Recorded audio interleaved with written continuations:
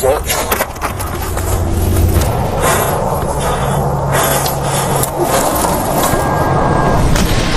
This sniper just took a shot at an armed fugitive holding a family of 5 hostage in their home.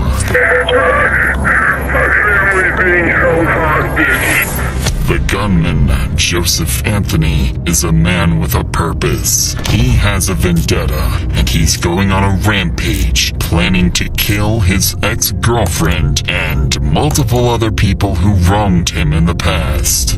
Police don't know how far he's gotten on his list of targets, and if they don't capture him here, this family could be next. Running across the freeway! Let me see your hands! All units, I'm gonna set containment. We're gonna wait for the helicopter. All units, hold your position. Don't fuck in, right? It's a showtime. Yep. Okay? Come on. Police! Police! Police!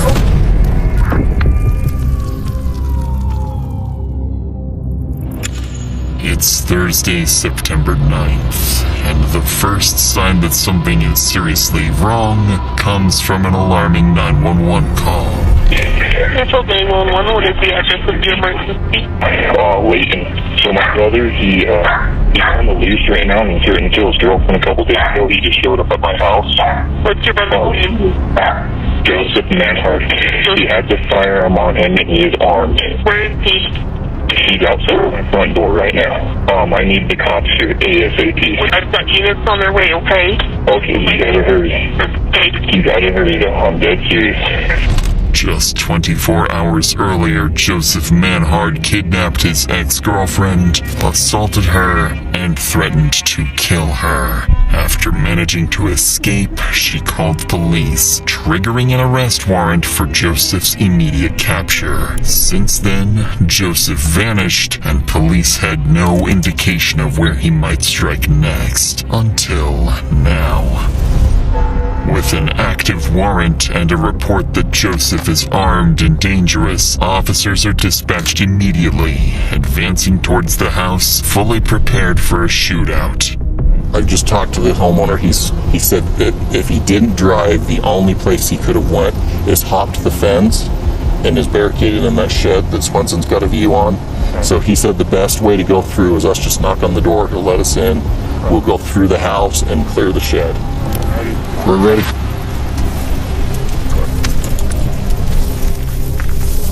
All right, I'll get it.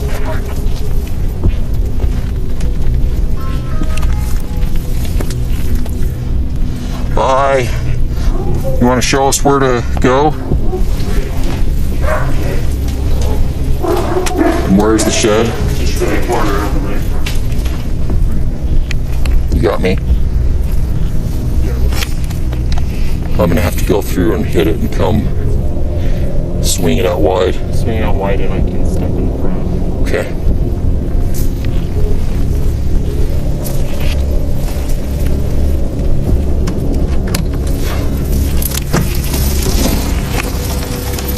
Police, anyone in there? Police, if anyone's in there, show me your hands. Come out.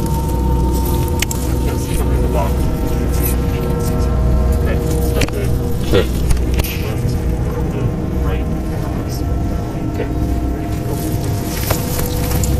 Show me your hands. You're in here. You're over here. Okay, clear. All right. He didn't make it in here. Probably drove by one of us. With no sign of the suspect, Joseph remains at large, and whatever he came here to do, he didn't finish it. So before officers leave the residence, they speak with Joseph's brother, trying to understand why Joseph showed up and what he might do next. What he tells them reframes the entire situation.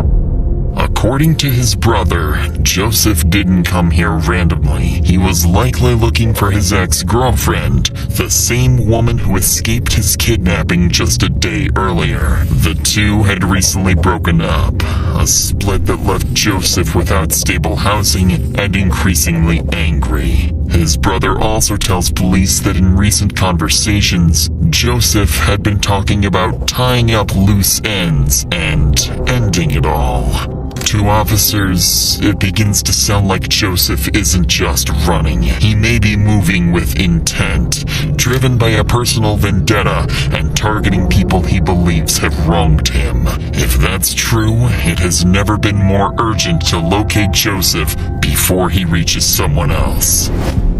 But it doesn't take long for those fears to be confirmed, because later that evening, police receive another alarming 911 call. Airfield 911. My brother-in-law is right now. Okay, where is he? Is he outside? Yes, he's outside. Okay. Is he knocking on the door or what's he doing? He's in the front yard. They said they already have the ATV out on him. Yes. Okay. He's out right now. Okay, we're on the way. Tell me exactly where he's at. He was out front. He's walking around out front. He's walking around. Okay. Following this terrifying call for help from Joseph's sister-in-law, officers are dispatched to the home once again. But by the time they arrive, Joseph has already vanished. This time, however, officers decide to canvass the surrounding neighborhood before leaving, a decision that will prove critical. Nearby CCTV footage captures Joseph getting into a car and speeding away from the property earlier in the day. For the next few hours, patrol units search across the city, but the white Hyundai remains out of sight. But over the next several hours, Joseph's decisions will force officers into one of the most dangerous manhunts of their careers. For the next few hours, patrol units search across the city, but the white Hyundai remains out of sight. Then, around 1:30 a.m., a lone patrol unit spots a vehicle matching the description and immediately initiates a pursuit.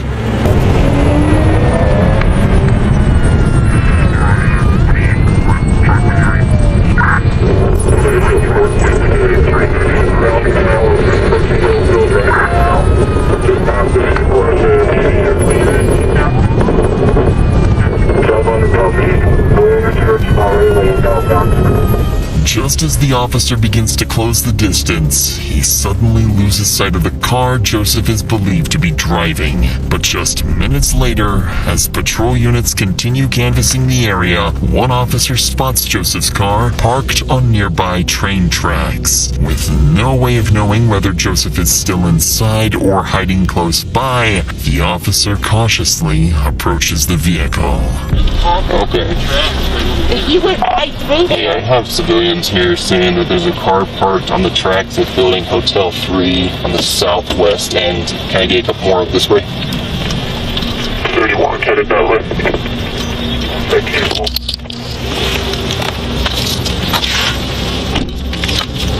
It goes up to 76. I have visual on the vehicle. It looks like it still might be occupied. I forget. South corner of Hotel 3. Looks like the vehicle might be abandoned. If we can start getting a containment close in, and then maybe start my dog. The car turns out to be empty, and there's no sign of Joseph anywhere nearby. By abandoning the vehicle here, Joseph appears to have given officers an advantage. He is now on foot, without transportation. Police finally have a chance to corner him. But that window closes almost immediately, as just 20 minutes later, Joseph makes his next move. 911. The utility trailer. I just had a lady walk in the front door, said her car was stolen and she was shot at. What kind of car? Blood on her. We're in the area looking for this guy. Could she tell you quick what kind of car? What kind of car? As dispatch gathers details from the call, patrol units across the area are alerted to be on the lookout for a stolen white Kia Optima taken at gunpoint. At the same time, one patrol unit is sent to the scene of the carjacking to speak directly with the victim, where they'll learn just how close Joseph is to committing his first murder. Do you mind if I talk to you for a second, ma'am? Okay.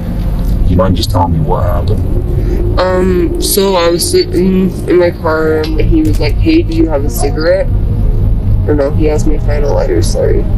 And I was like, yeah, and I only rolled down my window like this far, and I handed him my lighter, and then he was handing it back to me, and then he just shoved his arm in my window, and I just started rolling it up, and I started screaming, and he was like, I have a fucking gun, and then he pulled it out, and I just kept rolling up the window trying to scream, and then he just shot out the window, and then I just opened the door, and I said, you fucking have it, and then I just got out and ran. Okay. By this point, it's clear Joseph has lost control, and this woman is lucky to be alive. But that might not be the case for whoever crosses his path next. Because just minutes later, around 2 a.m., a patrol unit spots the stolen car speeding down the highway, heading toward Utah County. As soon as the pursuit begins, Joseph starts swerving across lanes, forcing other drivers to react and putting innocent lives directly in danger.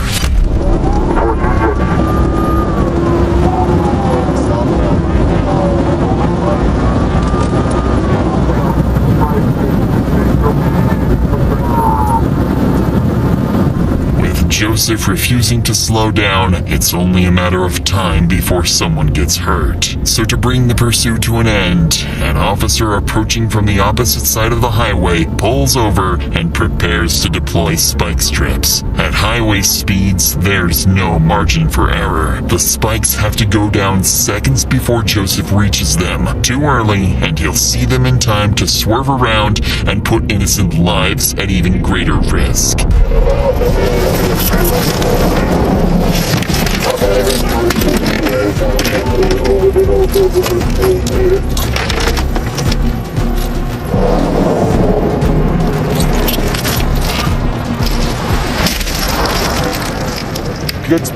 Good spikes, southbound Shepherd.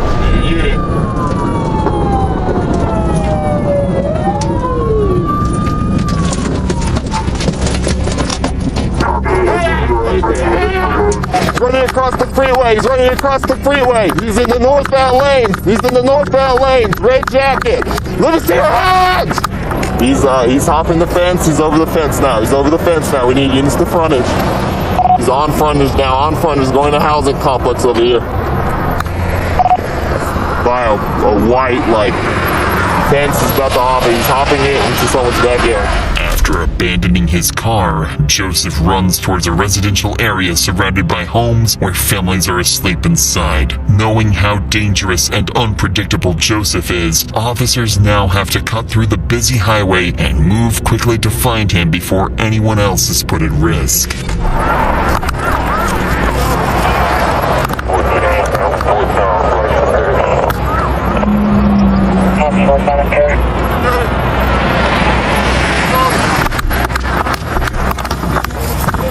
No, he's behind that picket fence right there, whatever address that is. I don't know what the hell that is, but he's behind that.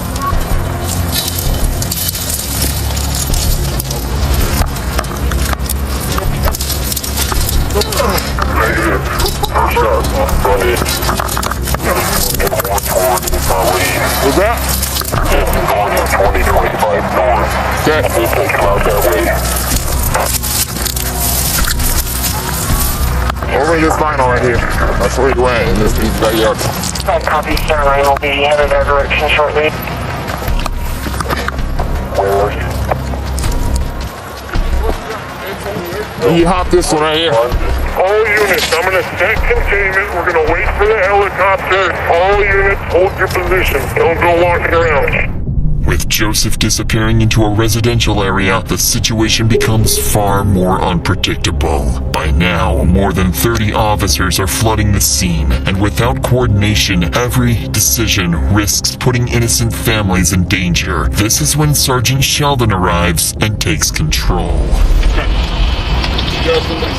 Stand by, I'm setting containment, alright? Sorry, bro. I don't have all the information because I switched since the last minute, okay? So, what do you guys got? So, he shot someone in the Freeport Center. Okay. Probably gonna take like half an hour for that bird to go. He hopped over that fence right there. Which fence? That one? Right Okay. there. After a quick brief, Sergeant Sheldon forms a plan to flush out Joseph. First, a helicopter is called in to scan the neighborhood from above. Second, a tactical operations center is established near Joseph's last known location to coordinate every unit in real time. And third, officers set up a wide containment zone, covering more than a square mile, with units positioned throughout the neighborhood to cut off any possible escape routes. But just as the plan goes into motion, officers are abruptly interrupted by a sharp sound in the distance. Not sure exactly where they came from. Right where Preston's at, that's where the shots came from. There's one single shot. Preston, are you okay? Hold your position. I'm sending a unit around to you. We're gonna get, if we can get someone over here to the north of 2025 north from next to the full containment. Yep. I'll set containment. You guys come up with a plan to systematically search this. Okay? The gunshot confirms one thing immediately. Joseph is still in the area. But what officers don't realize yet is that the shot wasn't random. It was Joseph forcing his way into a nearby home. And in the next few hours, the situation will escalate in ways officers aren't prepared for. But before we get to that, sometimes the scariest horror stories happen in your own head. Like disturbing thoughts you don't want, but can't stop replaying. Thoughts like, you're going to cheat on your partner and ruin everything. Or, that memory doesn't feel clear. What if I did something terrible and forgot? These thoughts can feel so real and threatening that you start behaving in life-altering ways to try to make them go away. Maybe you spend hours trying to figure out what these thoughts mean, or constantly seek reassurance that you're not a bad person, but the thoughts just get more persistent. If this sounds familiar, you might be experiencing OCD. Contrary to what many people think, OCD isn't about being neat or organized. Real OCD involves distressing, intrusive thoughts and behaviors you do to try to relieve the distress. OCD can be debilitating, but it's highly treatable with the right kind of specialized therapy. And that's where NoCD comes in. NoCD is the world's largest OCD treatment provider, with licensed therapists who specialize in ERP therapy, the most effective treatment for OCD. Sessions are 100% virtual, they accept most major insurance plans, and they provide support between sessions when it matters most. To learn more, go to nocd.com and book a free call. That's nocd.com. Approximately an hour after the gunshot was fired, the helicopter finally arrives and begins a full aerial sweep of the neighborhood. But Joseph is nowhere to be seen. On the ground, officers spread out searching for Joseph and cautiously prepare for an ambush. Forerunner?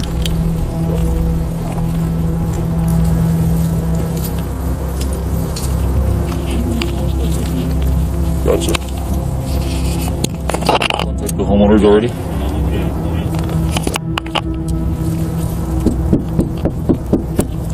Downfall police! Hi, Downfall police. Yes, oh, sorry. We're just looking for somebody in the area. Your home is secure. And notice anything suspicious. It's gonna have white male, red shirt. You see someone like that, give us a call. If you find them or see them or anything, give us a call. Alright, thank you.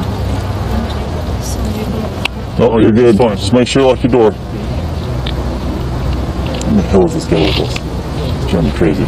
After more than 2 hours of knocking on doors and checking backyards, there's no sign of the suspect. Joseph's absence becomes increasingly unsettling, and Sergeant Sheldon quickly recognizes what it likely means.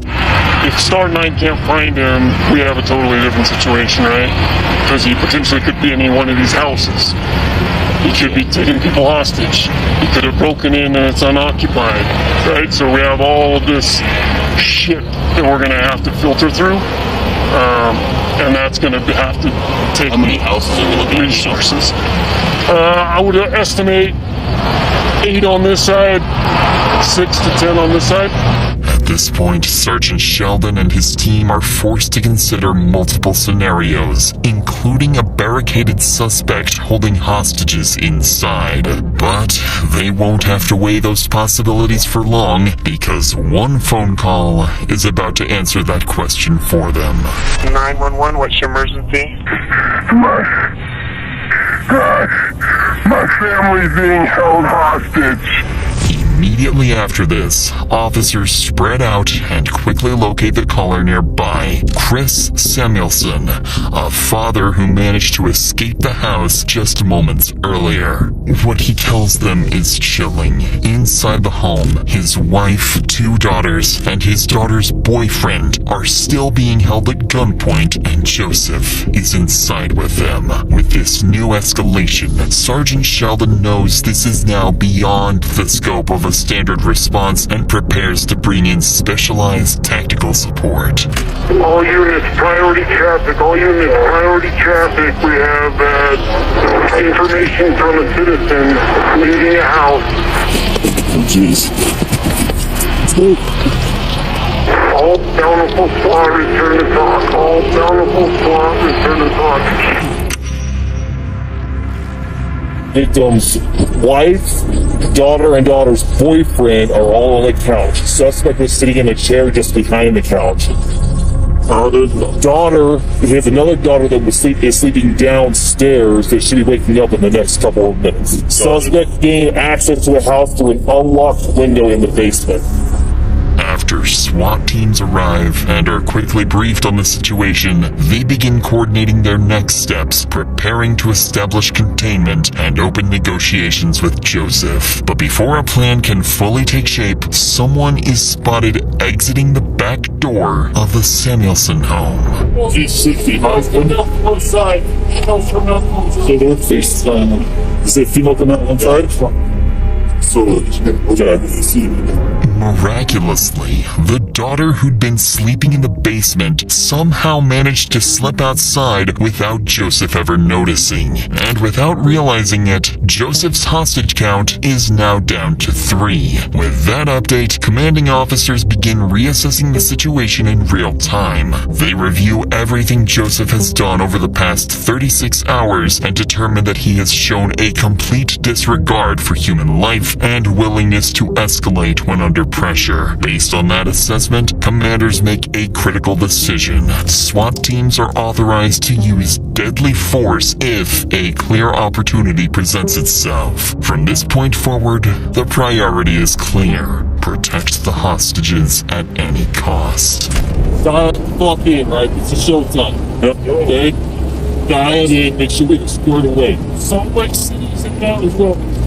Now, let's do press shutdown. Back down, do it again. Nope. So, we're throwing a bang as soon as the door gets open. Okay. Suspect. Oh no, we're going there. Hold on. Don't be right now. Oh, we're doing any left. Everybody see this? Right? Facing east. Garage is on the right. That's where the man door is going to be. That's going to be our secondary. Okay? Front door opens in. This is the living room we got set up. This is the kitchen area. Okay? Everybody good with that? Wrong side of that. Yep, wrong side of that. Alright, Phil Breach, we're going to practice to the right. Get behind the stairs. If daughter snuck out window, that means the bottom window is open, right? This is the fastest way to get in. It's the fastest way. We have a flashbang. We're going to reset his Zulu loop and come in. Let's keep practicing. Wherever he's at in this room, you guys are going to flip it. Okay. 2 bangs. 2 bangs? Want to do 2 bangs? No, 1 bang. Just one? Just 1 bang. With deadly force authorized, a coordinated plan is put into motion. One designed to end the threat and extract the hostages safely. A sniper will be positioned nearby, ready to take Joseph out if he's exposed and a clear shot presents itself. At the same time, negotiators will make contact with Joseph, work to slow him down, gain compliance, and convince him to release the hostages and surrender peacefully. If that fails, they have one secondary objective: get Joseph to step outside, because if he does, even briefly, it could create the opening the sniper needs. With 3 innocent lives at risk, there's no room for error. One wrong move, and everything ends tragically.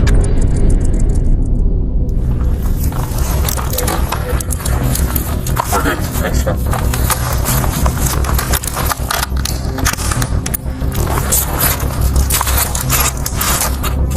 The officer assigned as the sniper is Jared Tadahara, a long-serving police officer who moved from patrol and street crime work into a specialized SWAT sniper role. After arriving on scene, Tadahara conducts a quick tactical assessment and moves into a nearby house facing the Samuelson home. From here, he has a clear view of the backside of the house, a position that allows observation without being easily visible to the suspect and provides a safe distance to avoid interfering with perimeter officers. But Tadehara isn't working alone. Every sniper has a spotter, a second officer responsible for range calculations, wind assessments, and most critically, confirming that the shot is clear before Tadehara pulls the trigger. Across the street, negotiations continue. For the past 3 hours, officers have been trying to reason with Joseph, urging him to surrender and release the hostages. But Joseph refuses. He won't let anyone go, and threatens to kill the entire family if officers attempt to force entry. With 3 people at fatal risk, a precise sniper shot becomes the only way to end the standoff before it turns deadly. But before Officer Tadehara gets that opportunity, he receives crucial information that makes things a lot more risky. The difference between suspect taken. Suspect used to have shorter, wide mouths and a slightly rounded face. If suspect has a vastly keen thumb, that would be. Unfortunately for Tadahara, the situation just became far more complicated. One of the hostages inside is a male who closely resembles Joseph. One wrong shot and an innocent person could be killed. With that in mind, Tadehara shifts his position to a different house across the street. He needs an angle facing the front door of the Samuelsons' home. The shot at this distance travels roughly 75 to 100 feet and takes less than a second from decision to impact. At the same time, negotiators reassess their approach. What's been alarming them throughout the standoff is that Joseph hasn't made any traditional demands. He didn't ask for money, car, or safe passage. Instead, he's simply refusing to let anyone go. That behavior begins to make sense once investigators provide more insight into Joseph's condition. According to them, his mental state has been deteriorating for hours. He's been heavily using drugs for days, his thinking is no longer rational or strategic, and his behavior is increasingly volatile. Most concerning of all, Joseph isn't releasing the hostages or surrendering. His endgame appears to be killing people he blames for all his problems, then forcing police to kill him or take his own life.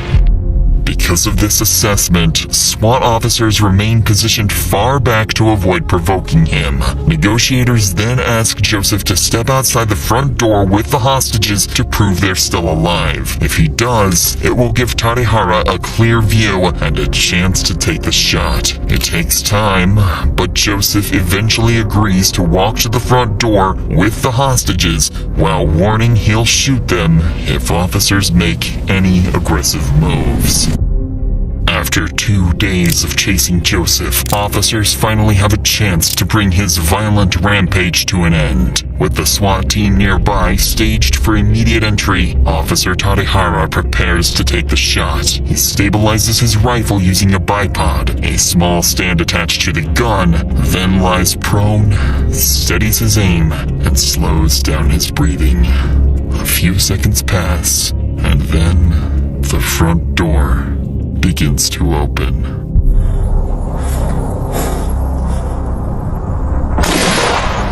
Go, go, go.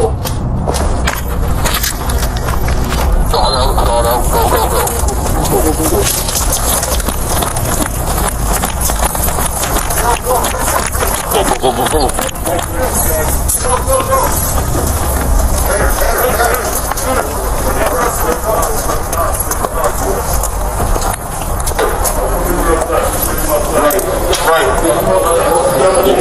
on TV. I think we're good right now. Okay. Unless they start calling on. This door. This door. One more. Police! Gotcha, we got him. Hands up, bro. I mean, I don't know, maybe a piece of his skull hit me or something, I don't know. You're good. You sure? Yeah, you're good. Maybe a piece of his skull hit me. Right. Someone hit me, can I point? Someone hit me right here. I see. Come on up. He's okay. Yep. Grab him. You okay? You got anything? Yeah, we'll see. I got you. Just hold on to me. I got you. You're safe. You're safe. After more than 6 hours trapped inside with an armed, unstable man, the entire family survives. An outcome that, just minutes earlier, felt far from guaranteed. At the front door, Joseph Manhard lies critically wounded. Paramedics rush him to the hospital, but despite life-saving efforts, he's later pronounced dead. Investigators later determined that Joseph's actions were driven by a rapid collapse. His failed relationship and heavy drug use pushed him into increasingly violent and reckless behavior. By the end, he wasn't trying to escape or survive. He was acting like someone who had nothing left to lose.